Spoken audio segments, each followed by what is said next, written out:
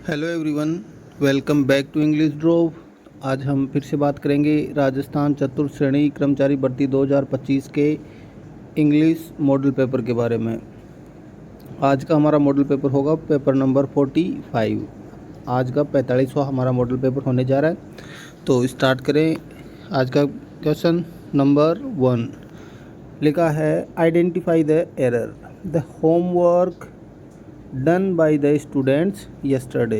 the homework done by the students yesterday। Option A है done, B है by the students, सी है no verb और D है yesterday। तो कौन से पार्ट में यहाँ पर एरर दिया गया वो हमें फाइंड करना है। और क्वेश्चन है the homework done by the students yesterday।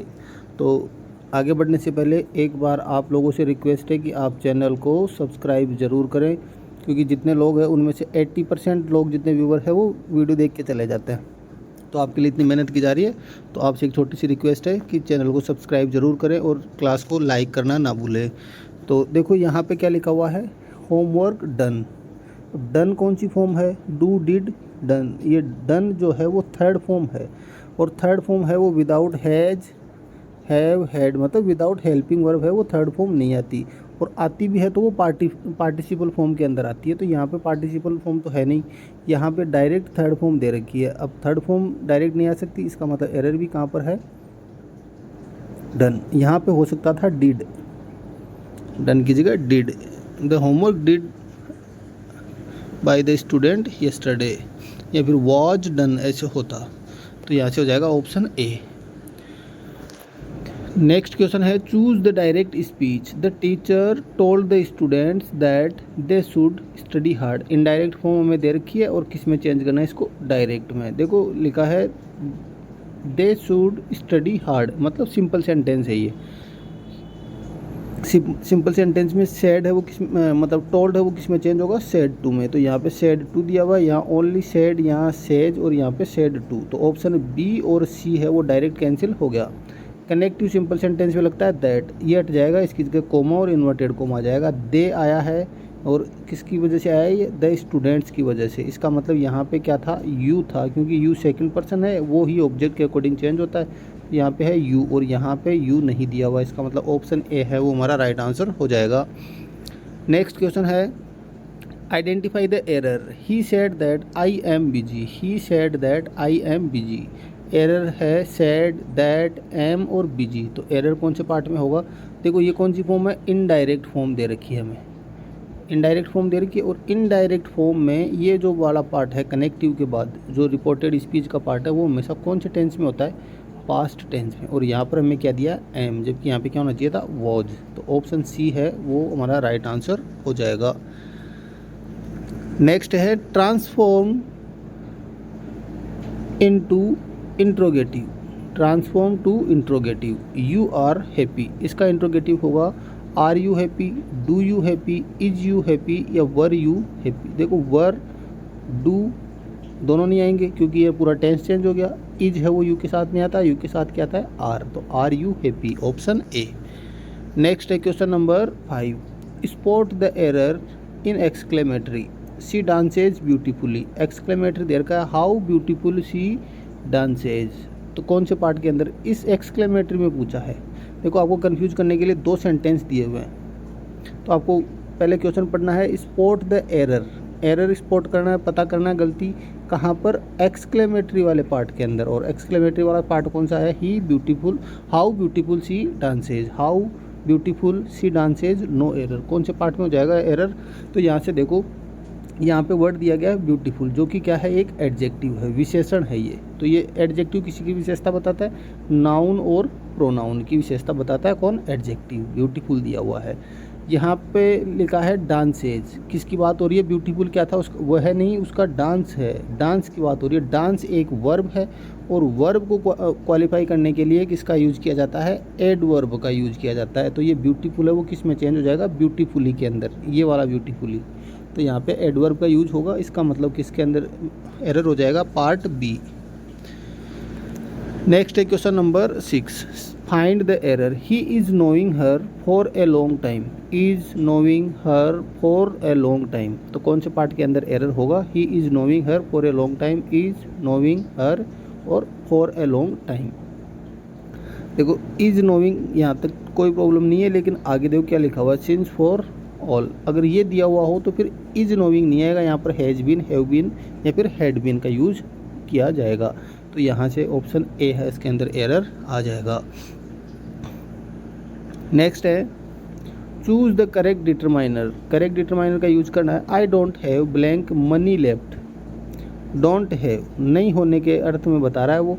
अब देखो ऑप्शन है सम, एनी, मैनी और फ्यू। देखो मनी, मनी है जब भी सेंटेंस लिखा हुआ है तो ये होती है अनकाउंटेबल, और रुपीज़ लिखा हुआ है तो रुपीज़ होते हैं काउंटेबल। तो मैनी और फ्यू तो दोनों किसके लिए यूज किया जाता है? काउंटेबल के लिए। तो ये दोनों ऑप्शन कैंसिल हो गए, बचा सम और एनी। सम है वो पॉजिटिव सेंस में यूज किया जाता है और एनी है वो नेगेटिव सेंस के अंदर यूज किया जाता है। तो यहाँ पर उसने कहा कि मेरे पास मनी लेफ्ट नहीं है, नेगेटिव सेंस में किसका यूज हो जाएगा? Any, option B. नेक्स्ट है identify the error.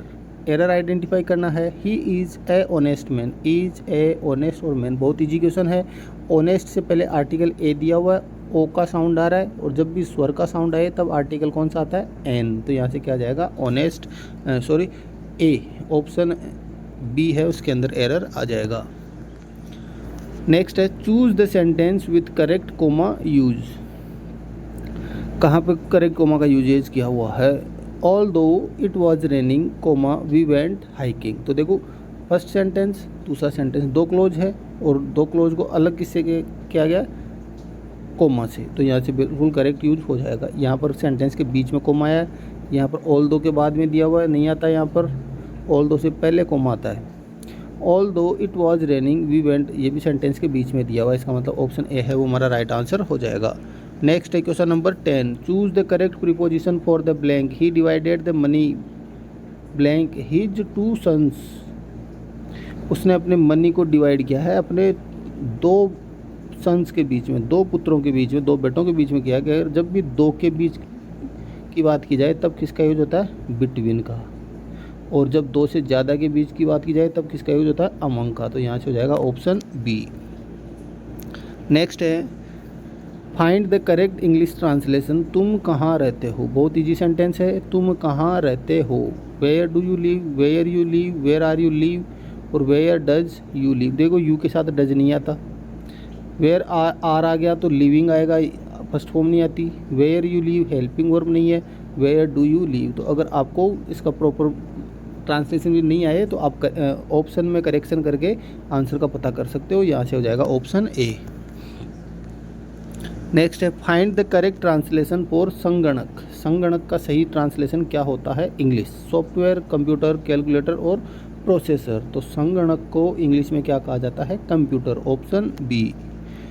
Next question है select the right tense by next month comma I blank here for 5 years. देखो since for all plus time दिया हुआ है, तो विल वर्क, वर्कड और एम वर्किंग तीनों cancel हो जाएंगे, बचेगा क्या? Option B.